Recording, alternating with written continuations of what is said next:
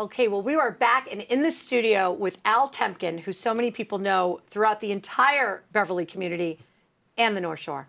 But there's a twist. Al, you have had a really interesting career change, if you will, over the past year. And I love this because you've literally gone from the financial service industry, which you were highly successful, to being an MC and an auctioneer, like to Al Temkin Productions. Talk to us about the change.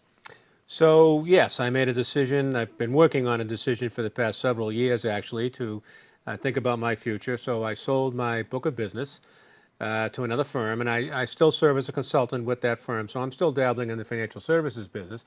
It's tough to walk away from something you've been doing for almost 50 years. But about 3-ish years ago, I started getting involved with live auctioneering.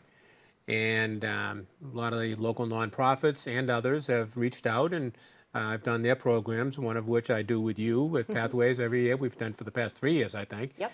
And so this whole thing kind of began. I found that I absolutely love it. So I started Al Temkin Productions, and so we provide MC and live auctioneering services. And so from the MC part of it, there are companies or organizations that'll have an event, and they need somebody that, at the event, managing the event, introducing speakers, doing the timing, all of the things you have to do to have a successful event. It may or may not include auctioneering. But in most of them, I'm doing both. I'm running the event that particular night if it's a nighttime program, and I'm doing some live auctioneering as well. So you don't have what most people would say is like technically an auctioneering background, but sales is sales. It is. So tell me a little bit about that. Do you feel like, why should someone choose you? Why do you have that edge over somebody else? I think it's kind of a couple-fold answer. The first one is the sales background. I've been in the financial services industry, as we just said, for almost 50 years. And although I was an advisor by title and advising people on how to handle their money, it's a sales process, and you learn a lot in dealing with so many different people, and I've brought that into this business as well. I think another piece to that is what I've learned in my fairly short tenure of about 3 years in this business is that you really have to bring something besides just selling stuff. So anybody can probably stand at a podium and have an item and sell the item. I don't think it's that challenging to do. I prefer to be in the audience. I want to banter with people. I want to have some fun. I don't want to ever embarrass anybody, but I want to have some fun. So I bring that to the table as well, and people typically have a pretty good time with that.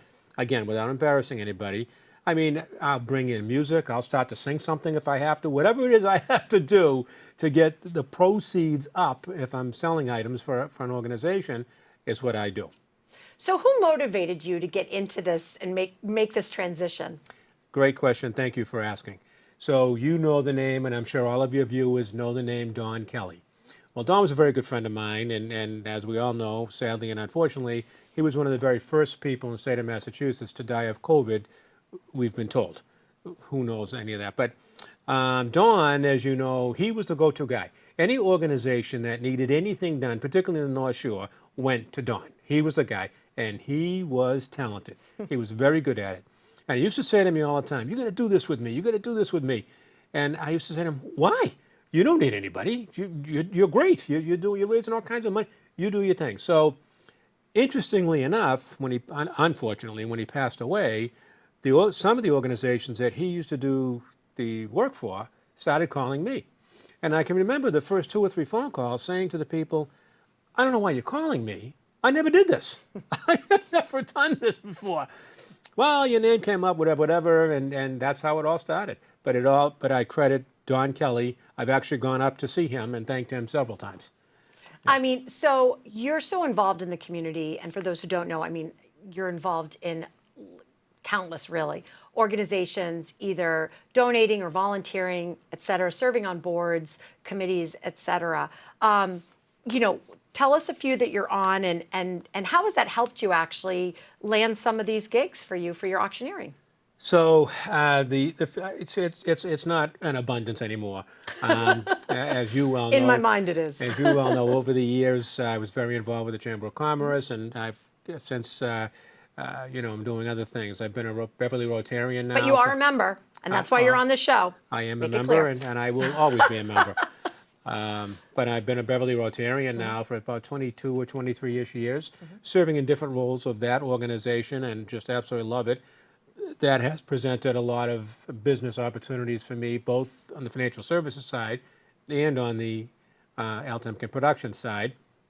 I'm working with Grateful Friends, which is an organization that provides services to adults who are dealing with cancer treatments and just need a little bit of help in making some payments and doing things that they need to do to survive. I'm involved with the Beverly 400 Committee, which is Beverly's 400th birthday is coming up next year. Yeah. I'm involved with that committee, and we have a year's worth of events. I'm telling you, this is going to be an exciting year in Beverly. There's a lot of great stuff going on. The Hannah Glover battle is going to be reenacted right out here in the water. We've got this unbelievable winter festival going to happen in January at Lynch Park. The Vietnam Memorial Wall is coming to Beverly. Homecoming is being expanded next year to accommodate that, amongst other things.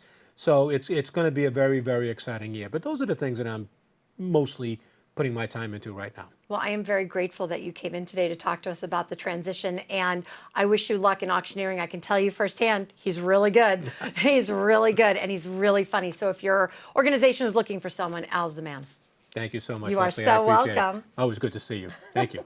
Thank you.